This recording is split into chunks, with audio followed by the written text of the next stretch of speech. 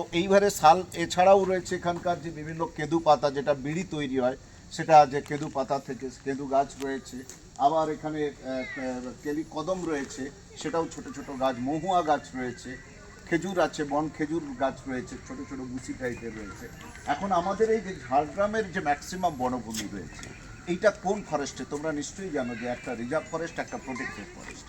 এইটা ঝাড়গ্রামের বেশিরভাগ ফরেস্ট এরিয়াটা হচ্ছে protected forest area. Protected forest area মানে কি, আমরা সবাই ঢুকতে পারি, কিন্তু ঢুকতে পারি, বনভূমি রয়েছে, তুমি গাছ কাটতে পারো না। বেশ কিছু মানুষের জন্য তার গাছের অধিকারটা রয়েছে, সবাইয়ের জন্য নয়। আমরা ঢুকতে পারি, বেরোতে পারি ইত্যাদি। কিন্তু যেটা সুন্দরবন সেটা হচ্ছে রিজার্ভ ফরেস্ট। তাহলে একটা রিজার্ভ ফরেস্ট, আর আমাদের সেখানে কি একবারে আরও স্ট্রিক্টলিভাবে কতগুলো সেখানে সরকারি নীতি রয়েছে, নির্ধারণ রয়েছে, সেটা হচ্ছে সুন্দরবনে। আর আমাদের এখানকার হচ্ছে এটা হচ্ছে প্রোটেক্টেড ফরেস্ট এরিয়া। এইবারে এই যে তোমরা যে এই যে জুলজিক্যাল পার্কটা এসছো, এটা পার্কটা তো বলছো এখানে কতগুলো বন্য জন্তুকে রাখা আছে। সেই বন্য জন্তুকে রাখার সংরক্ষণের দুটো পদ্ধতি, একটা এক্সিটু আর একটা হচ্ছে ইনসিটু। এবারে এক্সিটু এইটা কোন আন্ডারে পড়বে? এক্সিটুর আন্ডারে পড়বে। এই যে কারণ যদিও হাইনাটা আমাদের লোকাল এরিয়ায় পাওয়া যায়, কিন্তু চিতাবাঘটা কেউ আগে পাওয়া যেত ঝাড়গ্রামের বনভূমিতে, এখন সেখানে রাখা হচ্ছে। তারপর বেশ কিছু যে এখানে ওয়াইল্ড লাইফকে রাখা আছে সংরক্ষণ করে বা সুরক্ষিত করে রাখা আছে, এটা হচ্ছে এক্সিটু কনজারভেশন হিসাবে রয়েছে। আবার যখন ইনসিটু হলে কি হতো, সেটা ওপেন, মানে এখানকার যে কিছু প্রাণীকে তাকে সুরক্ষিত বা সংরক্ষিত, যেগুলো আস্তে আস্তে লুপ্ত হয়ে যাচ্ছে বা লুপ্ত প্রায় অবস্থায় রয়েছে। তো ফলে এইটা যে এটার নাম ছিল আগে ডিয়ার পার্ক, এখন জুলজিক্যাল পার্ক হয়েছে। এটা তুমি জানবে যে আগামী দিনে এই পার্কটা আমাদের দক্ষিণবঙ্গের মধ্যে সবথেকে একটা বড় গুরুত্বপূর্ণ পার্ক হতে চলেছে। আর এখানকার যে পরিবেশ, এবার তোমরা এই যে আমি এক্ষুনি একটা শব্দ বললাম না যে 4,96,00,000 গাছ আছে, তাহলে তোমরা প্রশ্ন করবে, স্যার আপনি কি গাছগুলো কি কাউন্টিং করেছেন কীভাবে? না, তার একটা মেথোডোলজি রয়েছে। এই যে শাল গাছগুলো দেখতে পাচ্ছ, এখানে যে গাছগুলো রয়েছে, এখানে 3টে জেনারেশনের গাছ আছে। এই যে মোটা গাছ, এই যে সামনে যেটা রয়েছে, ধরো এটাকে আমি যদি ফার্স্ট জেনারেশনের গাছ বলি, কারণ এটা একটু সব থেকে মোটা গাছ। এটা হচ্ছে 15 থেকে 20 বছর বয়স। তুমি আরেকটু ওই দিকে জঙ্গলে দেখো, আরেকটুকু সরু যেটা রয়েছে 8 থেকে 10 বছর, সেটা সেকেন্ড জেনারেশনের গাছ। আর 4 বছরের নিচে যেটা রয়েছে, এরকম সরু সরু যেগুলো রয়েছে 20 থেকে 30 সেন্টিমিটার যার সার্কামফারেন্স, সেটাকে বলা হচ্ছে নিউ জেনারেশনের গাছ। এই 3টে গাছকে তুমি কিভাবে তোমরা পারবে, এই যে কীভাবে মেথোডোলজিটা বললাম যে 4,96,00,000 গাছ, তোমরা সেটাকে কোয়াড্রেট মেথড বলা হয়। এই যে তুমি যদি এখানে ঢুকে যাও, এখানে একটা 10 মিটার বাই 10 মিটার দেখবে, এবার 10 মিটার বাই 10 মিটারে কতগুলো গাছ আছে সেটা তোমাকে দেখতে হলো, যে তুমি দেখলে 8টা গাছ আছে। তাহলে 8টা গাছ আছে, তাহলে এবারে সেটা কত হচ্ছে 10 মিটার বাই 10 মিটার, এবার সেটাকে স্কোয়ার ফিটে, এবারে হেক্টরে নিয়ে যেতে হবে। 62,000 হেক্টর এরিয়ায় তাহলে কতগুলো এরকম শাল গাছ আছে। তার মানে এটাকে বলা হচ্ছে কোয়াড্রেট মেথড। এবারে এই যে আমরা যখন বায়োডাইভার্সিটি কাউন্টিং করি, তোমরা কি করে বোঝো যে কতগুলো যোগ আছে?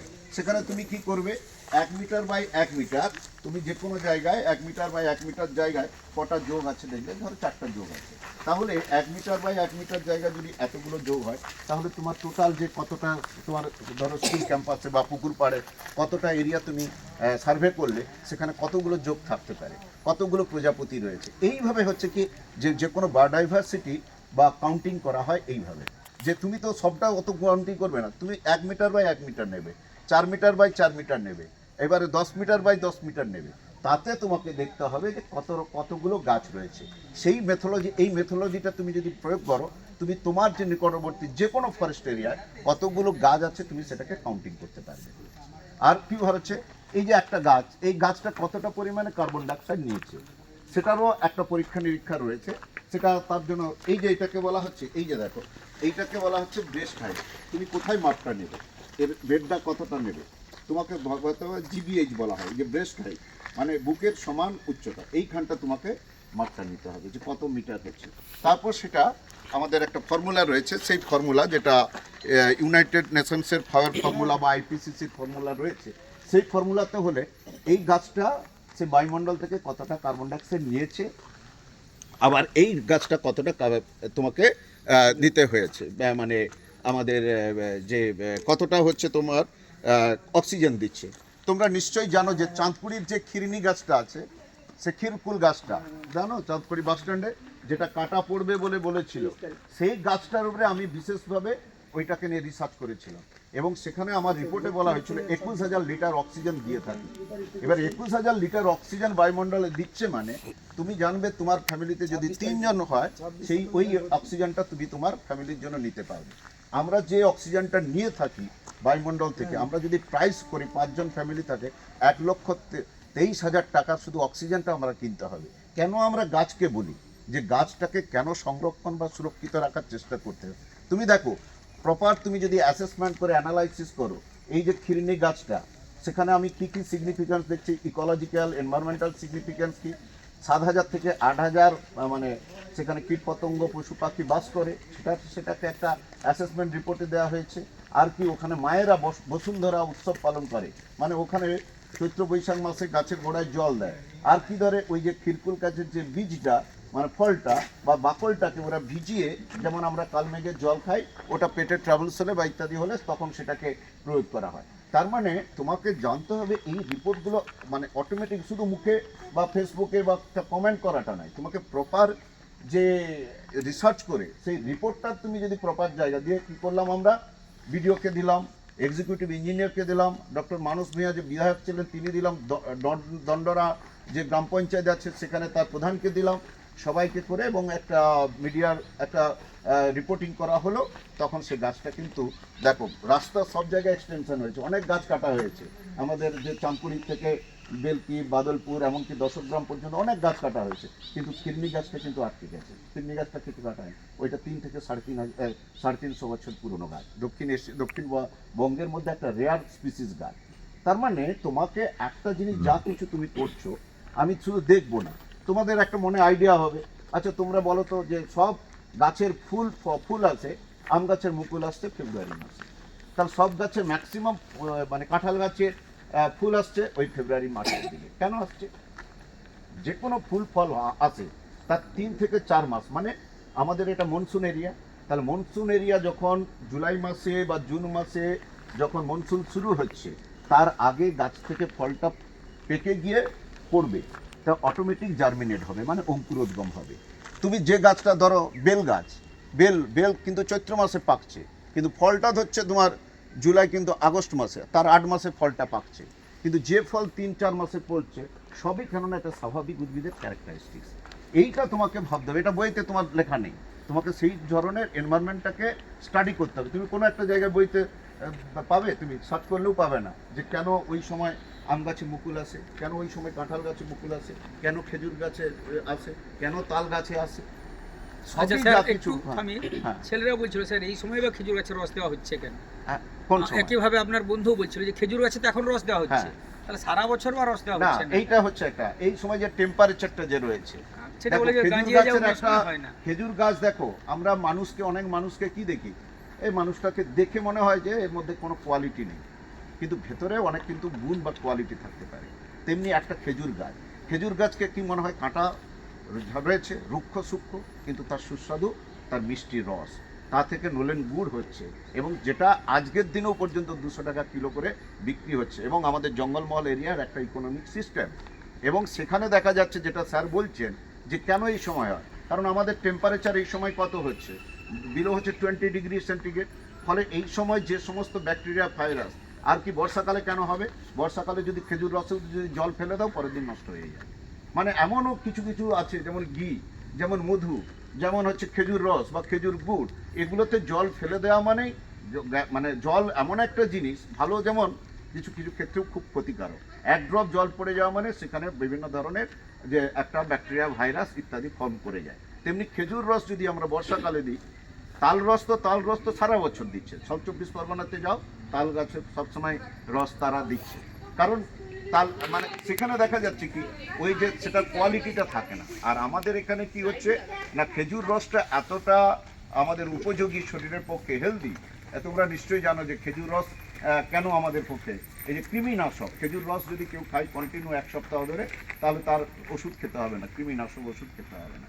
তার মানে তার একটা গুণগত মান রয়েছে। আর নোলেন গুড় তো তার সেন্ট বা তার এখন দিনে শীতকালে এই জন্য, তার মানে কি হচ্ছে কতগুলো ব্যাকটেরিয়া ভাইরাস এগুলো এই সময় ড্রাই সিজনে জন্মায় না।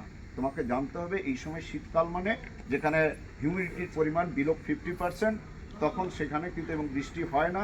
কারণ যখন দেখবে ক্লাউডি ওয়েদার, যখন কুয়াশা হয়, ক্লাউডি ওয়েদার, তখন খেজুর রস কেউ দিতে যায় না। যদি এক্ষুনি ফোরকাস্টিং হয় আগামী 1 সপ্তাহ বৃষ্টি হওয়ার সম্ভাবনা আছে বা নিম্নচাপ হয়েছে, তখন কিন্তু আর খেজুর গাছে ওই ভার ঝুলাবে না। তার মানে কারণ বৃষ্টিতে ওই রসটা নষ্ট হয়ে যাবে এবং সেটা আরও বেশি স্বাস্থ্যের ক্ষেত্রে অস্বাস্থ্যসম্মত হয়ে যাবে। অর্থাৎ এইগুলো হচ্ছে কি, তুমি যত নেচার স্টাডি করবে, পারসেপশন, বই টই ছেড়ে দাও, ওগুলো একটা সিস্টেম, আমাদের পরীক্ষায় বসতে হয়, নাম্বার পেতে হয়, আলাদা জিনিস। কিন্তু তুমি যদি অরিজিনালি জ্ঞান অর্জন করতে যাও, অরিজিনালি নলেজ করতে, অরিজিনালি রিসার্চ করতে চাও, অরিজিনালি যদি এটাকে আরও মানুষের কাছে পৌঁছে দিতে যাও, তাহলে তোমাকে আরও বেশি করে দিতে হবে। তুমি দুটো জিওগ্রাফিক্যাল এরিয়া দেখতে পেলে, আমরা যে জিওগ্রাফিক্যাল এরিয়ায় রয়েছি, আর এখন এটা তোমাদেরকে বলছি আমরা কোন অববাহিকা অঞ্চলে অবস্থান করছি, কোন নদী অববাহিকা অঞ্চলে অবস্থান করছি এই মুহূর্তে এখানে। এনিবডি কেউ বলতে পারবে? বলো বলো না, একটু কোন তোমাদের আইডিয়া বলো, বলো না। আর আমরা যেখানে থাকি সবঙ্গে, সেটা কোন নদী অববাহিকা? এই জায়গাটা কোন নদী অববাহিকা? দেখো, এটা কোনো বইতে পাবে না। তোমাদের এইটাকে স্টাডি কিভাবে করবে দেখো, আমার বাড়ির ছাদের জল তোমরা আজীবন মনে রাখবে। তুমি ভূগোল পড়ো বা নাই পড়ো, যে আমার বাড়ির ছাদের জলটা গড়িয়ে গড়িয়ে গড়িয়ে গড়িয়ে শেষ পর্যন্ত কোন নদীতে মিশছে, সেটা কোথায় মিশছে, সেটা কোথায় মিশছে, এইটা দেখো। আমাদের সবংটাও হচ্ছে কি গাঙ্গেয় নদী অববাহিকা অঞ্চলের অংশ। কারণ আমাদের সবঙ্গের যে জলটা কেলেঘাই, কপালেশ্বরী দিয়ে, কেলেঘাই দিয়ে, তারপর ঢেউভাঙ্গার কাছে কাঁসাইয়ের সঙ্গে মিশে গিয়ে হলদি নদী হয়েছে, তারপর হুগলি নদীর সঙ্গে হলদিয়ায় মিশেছে নয়াচরের কাছে, তারপর বঙ্গোপসাগরে পড়েছে। তার মানে কি আমরা গঙ্গা নদীর অববাহিকা অঞ্চলে আমাদের সবং, এটাও তেমনি একই। কারণ এই যে এখানকার যে জলটা গড়িয়ে গড়িয়ে গড়িয়ে গড়িয়ে এই মাতগড়ার কাছে কংসাবতী নদী আছে, তার মানে এই কংসাবতী নদীটা বয়ে বয়ে বয়ে বয়ে তোমাদের কোথায় গিয়েছে, ওই ঢেউভাঙ্গা। কারণ কেলেঘাইয়ের জন্য অপেক্ষা করছে, দু বন্ধুর সঙ্গে দেখা হয়ে গেল ওই ঢেউভাঙ্গাতে, কংসাবতী, কেলেঘাই দিয়ে দুটো নদীর নাম একসঙ্গে মিলিত হয়ে নাম নিল কি হলদি নদী। তারপর সেটা পড়লো কোথায়, নয়াচড়ার কাছে হুগলি নদীতে মিশলো, তারপর বঙ্গোপসাগরে একটা আমাদের হচ্ছে যেটা গঙ্গাসাগর, সেখানে গিয়ে সেটা মিলিত হয়েছে। তার মানে তোমাদের একটা জিনিস চিহ্নিত করবে যে আমার বাড়ির ছাদের জলটা সেটা গড়িয়ে গড়িয়ে গড়িয়ে গড়িয়ে কোথায় আছে। তুমি যদি ঝাড়গ্রাম, তুমি যে ওই দিকে যে গিয়েছিলে চিল্কিগড়, সেটা কোন নদী অববাহিকা অঞ্চল? সুবর্ণরেখা।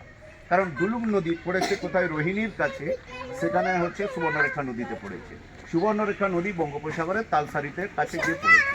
তার মানে ওই দিকের যে জলটা, তুমি যদি এই যে যেটা পেপার মিল বলা হচ্ছে, ঝাড়গ্রাম রাজ কলেজের জল, ঝাড়গ্রাম রাজ কলেজের জল, বা ওই দিকে ডিএম অফিসটা যে এখন নতুন হয়েছে, সেই জলটা গড়িয়ে গড়িয়ে কিন্তু ডুলুম নদীতে গিয়ে মিশছে। তার মানে সেটা সুবর্ণরেখা নদী অববাহিকা। ঝাড়গ্রামে হচ্ছে এই ধরনের, এই যে রাজ কলেজ যেটা রয়েছে, বা ঝাড়গ্রাম এখন যে জেলা প্রশাসন ক্ষেত্র হয়ে গেছে, ডিএম অফিস, সেটা কচ্ছপ পিঠের মতন।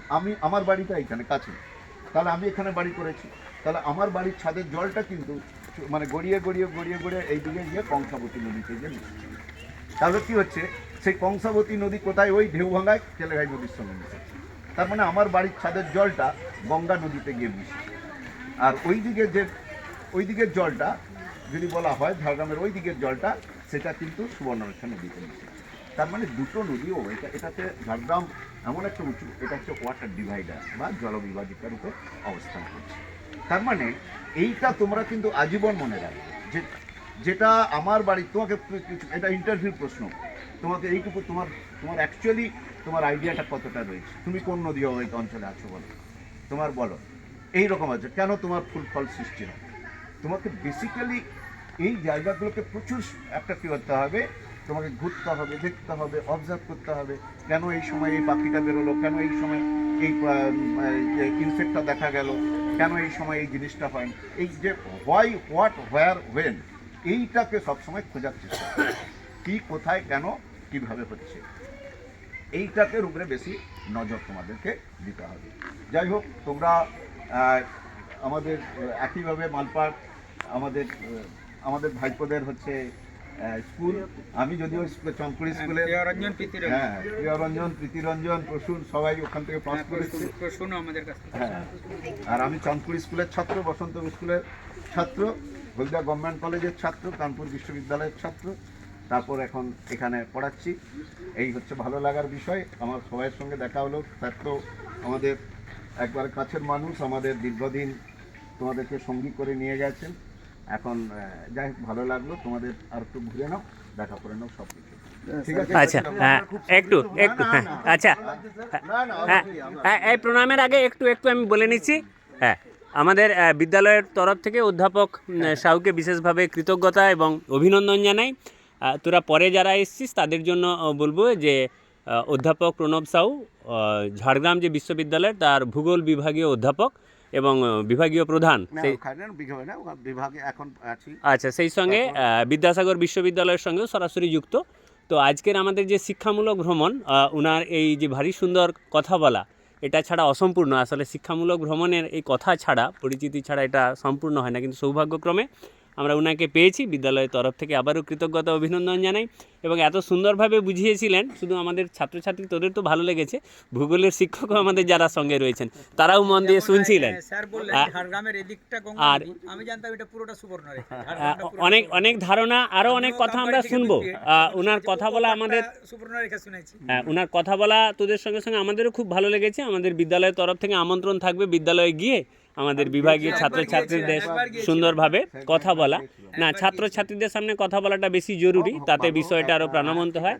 আর তোদের সবার জন্য শুভেচ্ছা জানাতে আমাদের উচিত ছিল, আমরা ব্যস্ততার কারণে ফুল ইত্যাদি এসব রেডি করতে পারিনি, কিন্তু অন্তঃস্থল থেকে আমাদের শ্রদ্ধা, ভালোবাসা এবং অভিনন্দন জানালাম।